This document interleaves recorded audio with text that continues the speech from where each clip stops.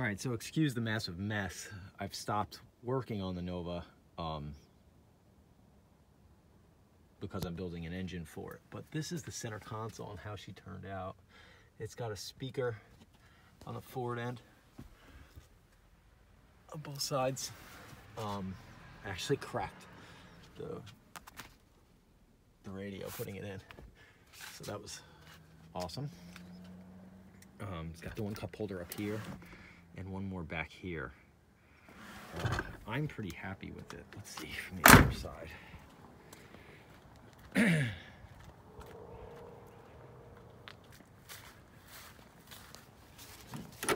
It's gonna look the same, but you know. She's, oh my goodness, the car's so messy. I made it run all the way to the back seat. That's what holds it in place. It's not technically bolted down, but I'm happy with it. It cost me a fraction of what buying any of the online ones would, and in my opinion, it looks better. But come spring, 327 engine that I'm building for it right now is gonna get dropped in.